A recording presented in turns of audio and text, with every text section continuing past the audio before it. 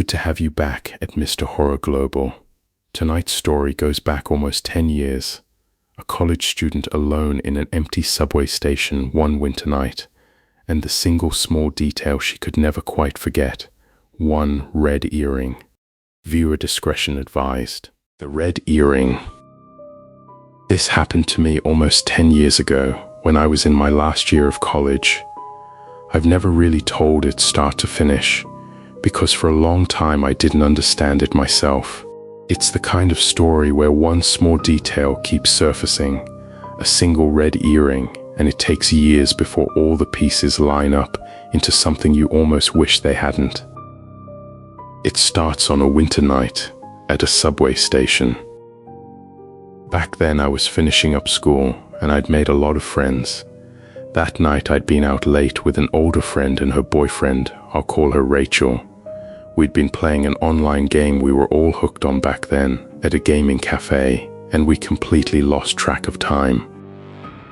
Rachel and I both lived alone.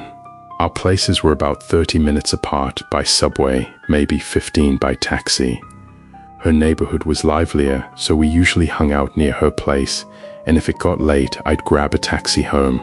I took taxis a lot because the walk from my station up to my studio was this long, steep hill, and I couldn't be bothered with it. That night we were so deep in the game that when I finally looked up, it was a little past 11. Where I lived, the last train ran a lot earlier than in a big city, around 11:30, and then the trains just stopped. I thought about one more round and then a taxi, but for some reason that night, the taxi fare felt like a waste. So I decided to take the subway partway, get off, and transfer to a bus that stopped right in front of my building. The station where I had to transfer was an older part of town, but there were big stores around it and a strip of motels, so even late there were usually people about. I took the train, got off, and started cutting across the station toward the bus stop. And I swear, in all the years I'd ridden that subway, catching last trains, missing last trains, I had never once been the only person in a station. That night there was nobody, not a soul. But at that moment, the empty station wasn't what was on my mind. I really needed a bathroom. There was no way I'd make it home on the bus, so I stopped and ran to the restrooms inside the station. The men's and women's were side by side, but the entrances were at opposite ends, one on the far left, one on the far right. I ran into the women's, and here's a thing a lot of women will understand. Even when a public restroom is completely empty, I always go to the stall in the far corner, against the wall. That night was no different. Empty restroom, and I still headed straight for the corner stall. I'm in there, and the sensor light suddenly clicks off. Normally you wave your arm and it comes back on. Maybe it was because the last train had come and gone, I don't know. But no matter how much I waved, the light would not come back on. So I'm in the dark, moving slower, and I hear footsteps at the entrance. Someone had come in. Not heels, not the click of a woman's dress shoe. Something harder and flatter, I remember thinking. Those sound like men's shoes. And the light didn't come on for them either, so I just thought, well, they're probably confused too, and I kept going. Because it was winter, I had all these layers on, a padding coat, so I was taking my time. And then something started bothering me. When someone walks into a restroom, they're there for a reason, right? To use it, wash their hands, fix their makeup in the mirror, something. But after those footsteps came in, there was nothing. No stall door, no water, no rustling. And if they decided it was too dark to bother and left, I'd have heard them leave. I didn't hear anyone leave. That dead silence started to scare me. I told myself I might have just missed the sound of them going, that there were a dozen explanations, but something in me went cold. I stopped moving. I stood there, not making a sound, for what felt like 5 minutes. It was so quiet, it was like I was the only person in the world again. And just as I was thinking, I'm being paranoid, I'm imagining all of it, something dropped, right in front of my stall. If you want to know what it sounded exactly like a phone with no case hitting tile, and the second it landed, a low man's voice went, "Ah, shit." The hair went up on the back of my neck, all the way to the top of my head. Someone was standing right outside my store, in the dark, and he dropped his phone, and I completely lost it. I couldn't think straight. There was probably an emergency button in the store. Most public restrooms have them now, but I didn't even see it. My mind went to the most basic thing possible. I called the first person I could think of, Rachel. She didn't pick up. I called her boyfriend. He didn't pick up either. Neither of them answered, and I felt the tears coming. But nothing had actually happened yet, and back then I honestly wasn't sure. Do you even call the police for something like this? Would they come? So what I decided to do was pretend I was on the phone with someone. I held the phone to my ear and talked like there was a person on the other end. "Mum, it's me. I'm at the such and such station, in the women's restroom, the very last stall. I think there's a weird person outside. If I suddenly stop answering or the call cuts off, call the police right away. I'm at such and such station, women's room, end stall. Okay, I'm coming out now." I said all of it loud, on purpose. And then, to throw him off, you know how it's always 1, 2, 3. I said, "Okay, I'm coming out." 1, 2, and on 2 I threw the door open and ran like I've never run in my life. I came out of the restroom with my eyes barely open, just running, and almost immediately I slammed into someone, a station worker doing his rounds. He grabbed me, asked what was wrong. "Was I okay, miss?" I couldn't get a word out, just stood there gasping, and without meaning to, I turned and looked back toward the restrooms. And there was a man, small, wiry, in a suit that was too big for him, his hair slicked back with pomade. He was coming out of the women's restroom entrance, and the way he moved, I don't know how to describe it. He was swinging his arms and his legs out to the sides, fast, scrambling, and he darted from the women's entrance over to the men's. And then he came strolling out of the men's like a man who just calmly used the toilet. The station worker never saw him, but the man looked right at me. He held my eyes, and it was the most frightening look I have ever seen on a person. Something behind the eyes was just gone, and the one thing that jumped out at me, because it didn't match the suit at all, was an earring. Just one, on one side, bright, sparkly red, a little dangling thing, a red cross on one ear. I came back to myself, pulled free of the worker and ran, didn't look back. Grabbed the first taxi I saw and went home. But once I got there, I couldn't stand to be alone. A friend of mine lived 2 buildings over. I'll call her Claire. So I called her and asked if I could crash at her place, just for the night. And I went over. I told Claire everything, and she just kind of shrugged it off. Said maybe I was being too sensitive. Maybe the guy really had just walked out of the men's room and I'd seen it wrong. But come on, I know the difference. I saw him come running out of the women's room. I can still see it. Anyway, I slept at Claire's that night, and the next day I went back to my own place and got on with my life. A few days went by with nothing, and the whole thing started to fade into just a weird story. Exactly 4 days later, around 3 in the morning, I woke up to a sound. You know the beeping of a keypad door lock? That. Someone was standing at my door punching in codes. It didn't open, of course. I didn't have a boyfriend. I didn't hand my code out to friends to use my place as a hangout. I was the only person who knew my code. Now the whole area was student studios.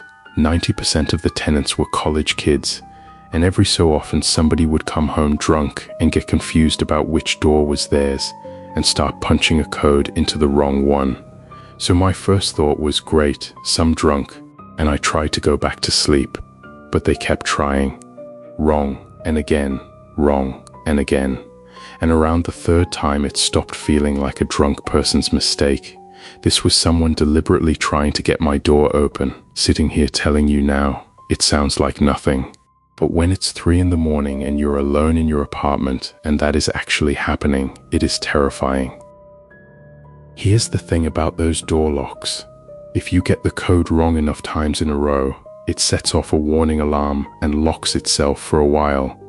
And that alarm is loud, so when it finally went off, I actually felt relieved. It was the middle of the night, but a noise that loud is a risk for anyone up to something.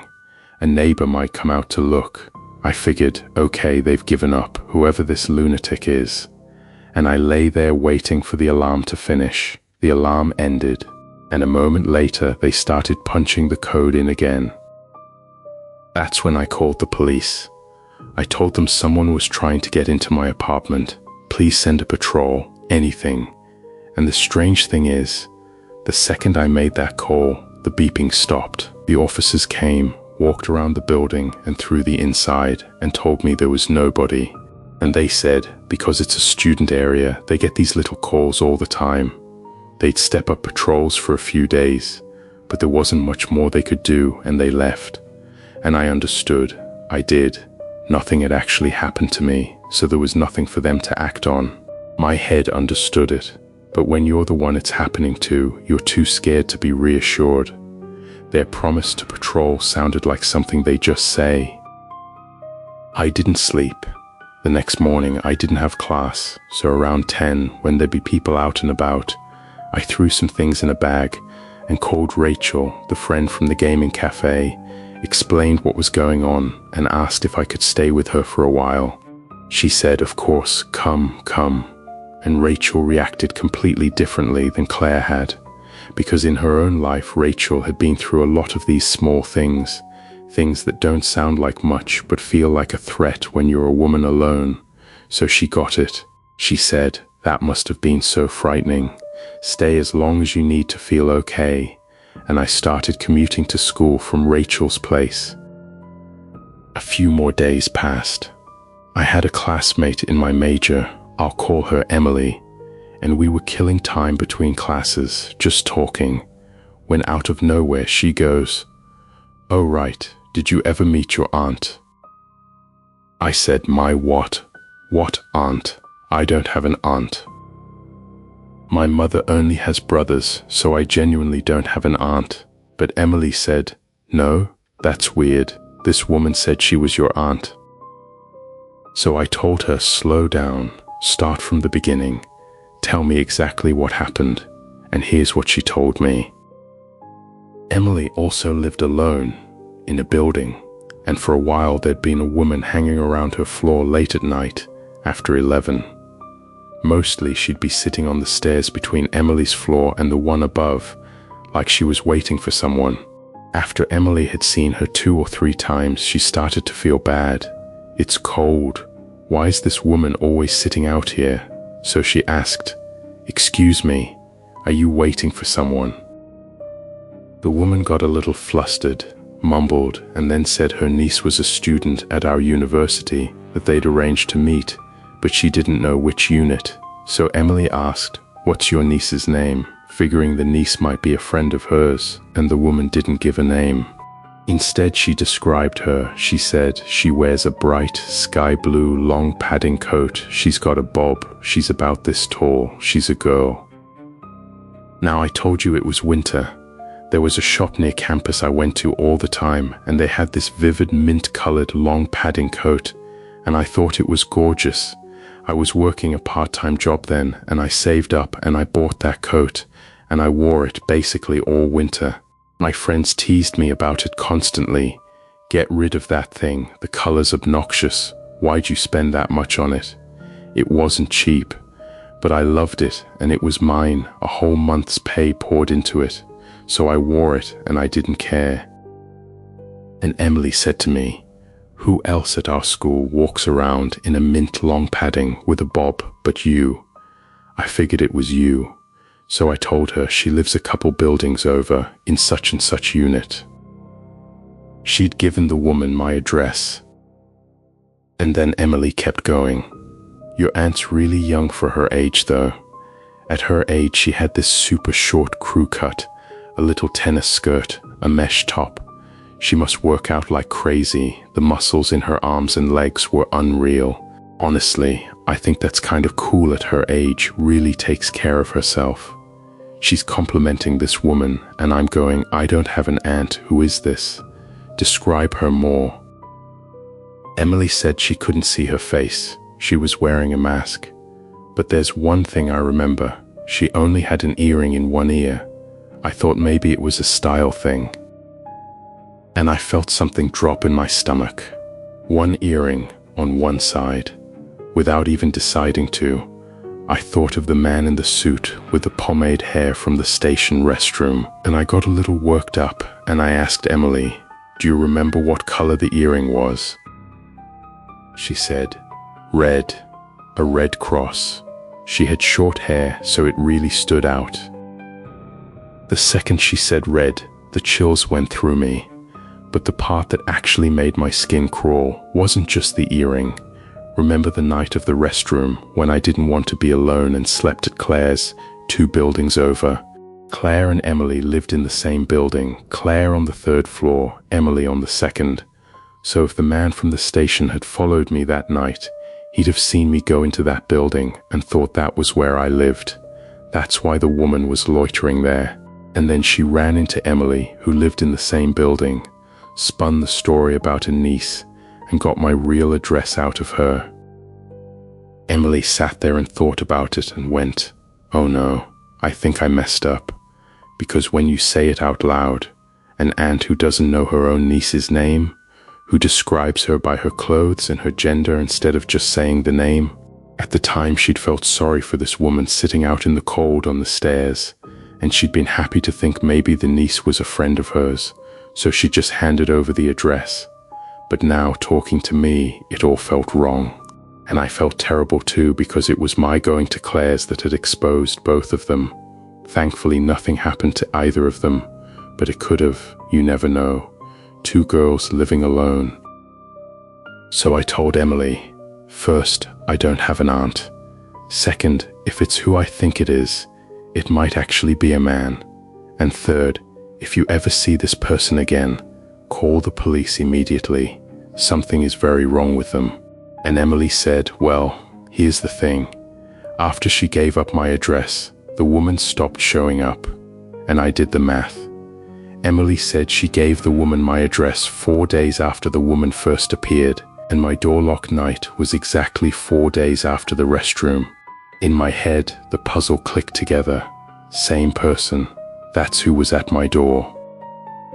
Since the door lock night, I'd been commuting from Rachel's, so I have no idea whether they kept coming to try my door after that. But I knew if I hadn't gone to Rachel's, something would have happened between me and that person. No question. So there I was, full of theories and no solutions, still living out of Rachel's place.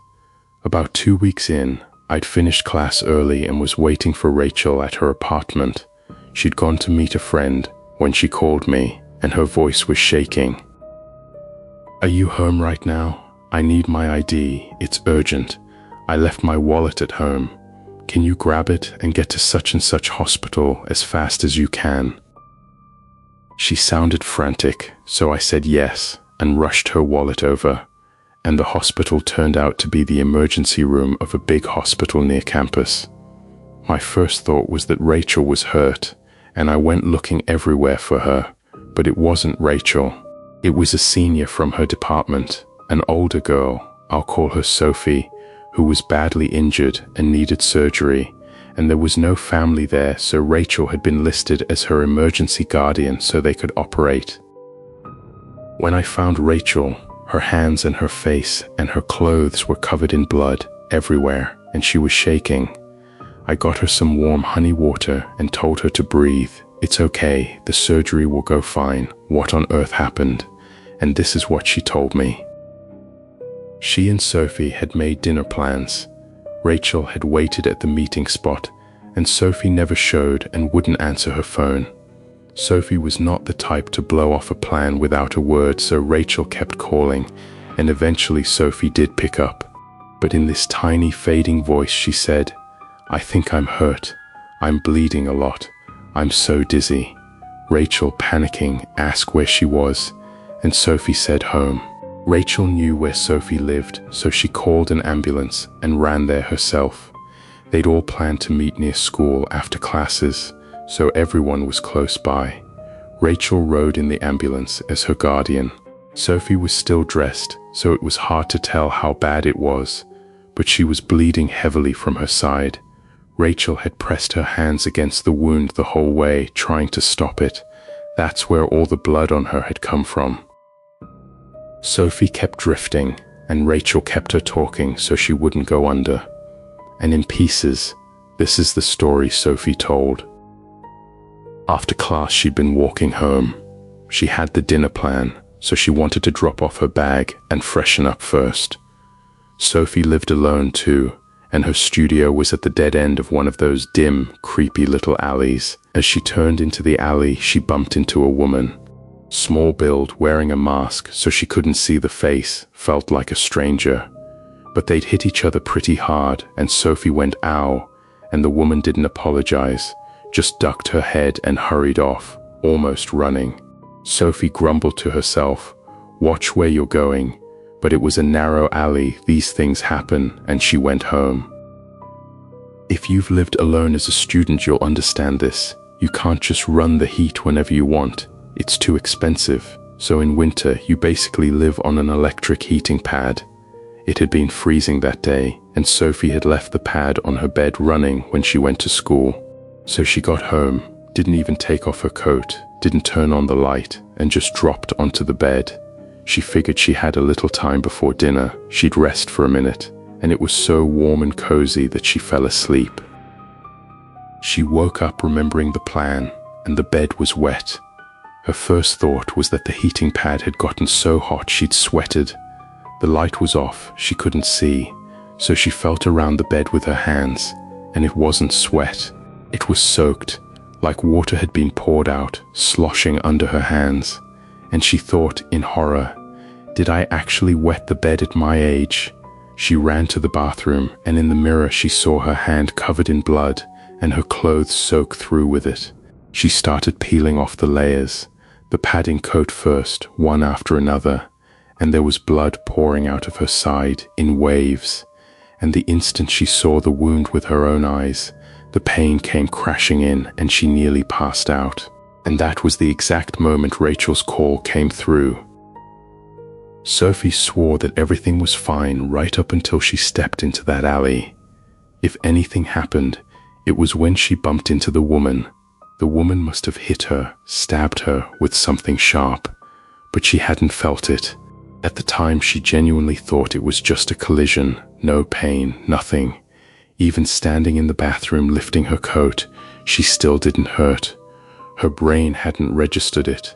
It was only after she saw the wound, saw the blood coming out, that her mind caught up with what had happened, and it started to hurt. The surgery didn't take too long. A nurse came out calling for the guardian, looking for Rachel, and since I was there in the thick of it, I got up and followed along too. She told Rachel the surgery had gone well and Sophie was conscious, but might be out of it from the blood loss, and we went in to see her. Sophie was lying there with her eyes barely open. Rachel told her, "The surgery went fine, thank God, I'll call your parents." And Sophie asked her, "My things are on that shelf over there, could you take them for me?" Rachel said, "Of course," and then turned to me and said, "Could you take Sophie's things back to my place? I want to stay here with her." "Sure," I said, "that's the least I can do." I went over to the shelf where Sophie's belongings were, and I froze. Her padding coat was the same mint long padding coat as mine. Not similar, the same. Same shop, same length, same color, the exact same product. I was so shaken I carried the blood-soaked coat back over to her and said, "I'm sorry, but could I ask where you bought this?" And sure enough, she'd bought it at the same shop near campus where I got mine. And Sophie had a bob too. Rachel's going, "What's wrong with you? Why are you asking about the coat?" And I told the two of them everything that had happened over the last 2 weeks. and Sophie went white. She said the woman who'd bumped her in the alley had a Red Cross earring too. Short hair, so with that earring it stood out, and that's why she remembered it. The three of us landed on the same conclusion. This person, whoever they were, this sick person, the mint coat was so distinctive, and here was another girl in the exact same coat with a bob, coming out of the same school, and they'd taken her for me and gone after her. I told Sophie I was so sorry, that maybe she'd been hurt just for wearing the same coat as me. She said, "How is that your fault? The person who decided to hurt someone, that crazy person, they're the one who did wrong. You didn't do anything, don't think like that." And then she said we have to catch them, no matter what. But the thing none of us could figure out was, why me? Why would this person fixate on me like that? However I turned it over, there was no reason for anyone to do what they were doing. Rachel and Sophie told me I'd been through enough to go home and rest. So I swallowed the guilt and went back to Rachel's. And honestly, that's where this story ended for me. After that, Sophie and I both threw away our coats. I moved out right away to somewhere far from school. And then I did one more thing. I went to the shop where Sophie and I had bought the coats, and I talked to the owner. It wasn't a brand store, just a little boutique, and the owner told me she just bought her stock wholesale and resold it. I told her, "Look, someone I know and a friend of theirs went through something because of this coat. I just thought you should know in case." And she said, you know, she'd only had a few of that one to begin with. She'd stocked it, sold exactly 2, and those 2 were me and Sophie. 2 sold, 2 left. And she said, if that's the kind of thing that's happened, and most of her customers are girls from this university, she didn't want anything else coming of it, so she wasn't going to put the mint coats on display anymore.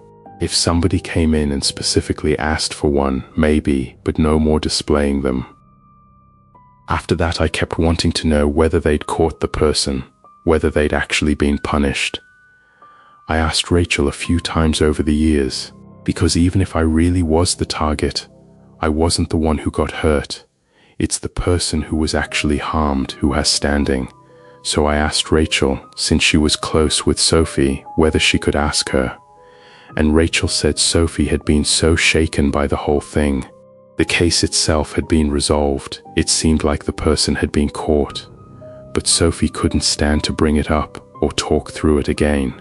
So Rachel hadn't pushed.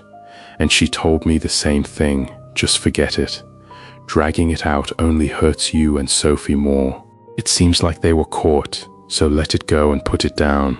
And I said, okay, and I buried it. But recently, thinking about finally telling this story, I called Rachel for the first time in ages.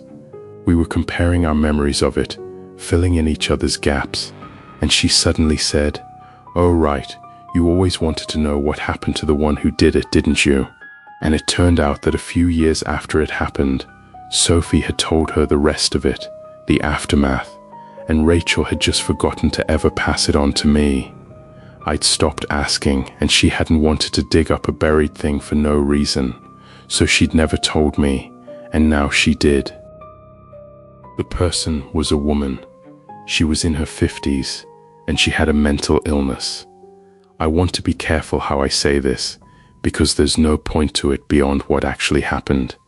The exact diagnosis I don't know, but she would dress as a man, and while she was dressed as a man, she'd do the things she imagined a man might do, except not ordinary things. I mean things like taking photos up women's skirts on the subway or the bus. And because she had a woman's body, she could walk into women's restrooms, women's bathhouses, and she'd go in and behave as though she were a man there to secretly film. That was the whole point of it, groping. And then, when she went about as a woman, she'd dress in a way that had nothing to do with her age. Mesh stockings, almost like exhibitionism, wandering the streets like that. She had a long record: sexual assault, plain assault, indecency charges, a lot of them. Exactly how the trial went, I never heard.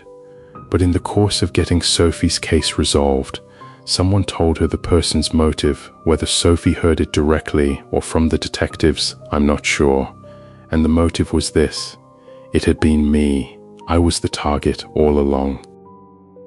That night, dressed as a man, roaming some random subway station late, she'd found what she thought of as prey: an empty station, a young woman walking alone into a dark, unlit women's restroom. That was me. She'd followed me in, and she was waiting, and I sensed it, and I made my fake phone call and threw the door open and ran out screaming. And to her, the way I'd behaved was a terrible humiliation.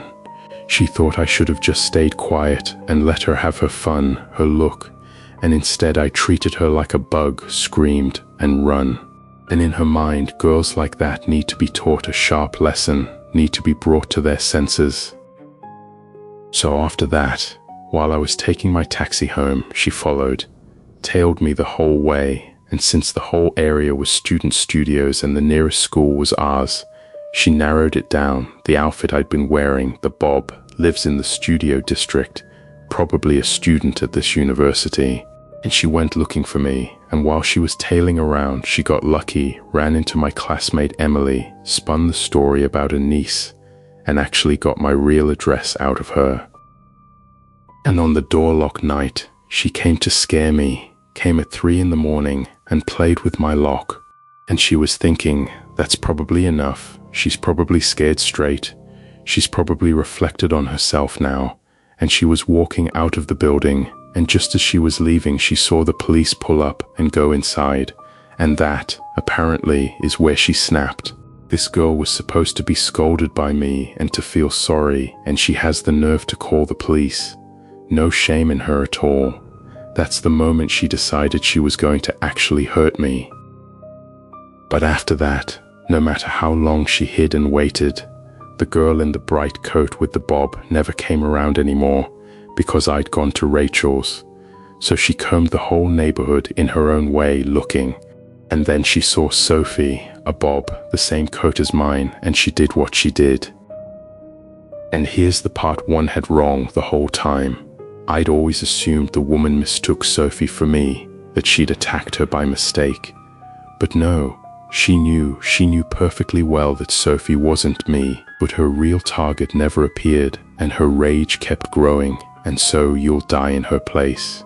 That's the thought she stabbed Sophie with.